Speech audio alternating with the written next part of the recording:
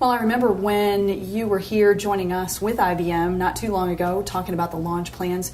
You had some really definitive criteria for a successful reseller with this solution. Can you tell us about a few of those? Sure, absolutely. So the lessons, once again, we've learned from profiling the really successful partners we've had in our core business and looking at the things they do, the attributes about those successful resellers. A few things emerge very clearly from the analysis. One is it takes a strategic commitment to the practice, starting at the very highest level inside the reseller, making a commitment to making this practice, we'll call it the unified communication practice in the business, an important priority. That means setting goals. It means having specific objectives that you want to achieve in that business. It means developing a plan and then executing against the plan and measuring your results. So it takes that commitment to a strategic priority.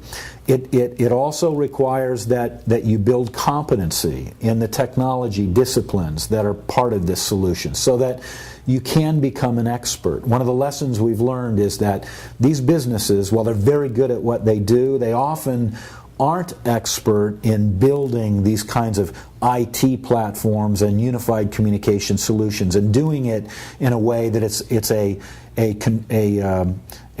drives productivity improvement in the business as opposed to a distraction. So oftentimes the end customer, not having the resident expertise in-house, has to raise their hand and ask for help. So if a reseller can step into that knowledge vacuum and become that trusted advisor to that small business, then all of a sudden you kind of change the nature of your relationship with that customer, right? And you're not spending as much time arguing about price as you are talking about how you're going to drive business value in the business. And once you're seated at that table, then you get the opportunity to talk about all of the business requirements that you can bring value to the business in. So it changes your relationship inside the account to one a more kind of strategic advisor as opposed to just a point product supplier. Mm-hmm. So building core competency on the technical side, understanding and building competency on the selling side as well is important. How do you sell these solutions to the small business? How do you structure the sales campaign? How do you demonstrate your value, the solution value? How do you tailor the sequence of events in the selling process to arrive at a discovery-oriented, business case development-focused proposal so that you can define for the customer the business value your solution will bring and communicate it to them in terms that are relevant to their business and specific. That is one of the key differentiators we've learned from talking to successful partners about what makes them successful. And then lastly, all of our top resellers have one common attribute we've seen, and that is their commitment to marketing. We talked about it just a moment ago.